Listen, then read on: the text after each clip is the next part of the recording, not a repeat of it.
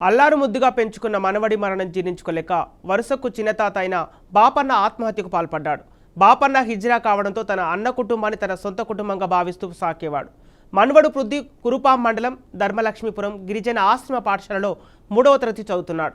గత కొన్ని రోజులుగా తీవ్ర జ్వరంతో బాధపడుతూ కీడవాయి గ్రామంలో తన ఇంటిలో మృతి చెందాడు. అల్లారు ముద్దుగా పెంచుకున్న మనవడు పసిప్రాయంలోనే అకాల మరణం చెందడం చూసి తట్టుకోలేక తాత పత్తి మందు తాగి ఆత్మహత్యకు పాల్పడ్డాడు. 2 రోజుల్లో ఇద్దరు మృతి చెందడంతో ఆ ఇంట విషాద ఛాయలు అలుముకున్నాయి.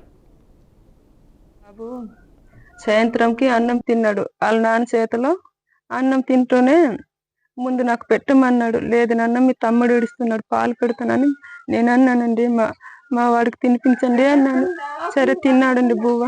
తినేసి సాయంత్రంకి అలా తినేసి పడుకున్నాము. నైట్ 12 1 గంట ఆ టైంకి అమ్మ నాకు గుండెల్లో నొప్పి పెడుతుందమ్మా అనేవాడు.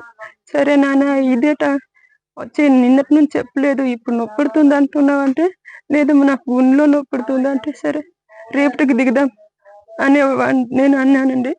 రేపటికి దిగితే స్కానింగ్ చేద్దాంలే, లక్ష్మీపురంకి స్కానింగ్ తీద్దాంలే అన్నాను నేను. అంటే మా బాబా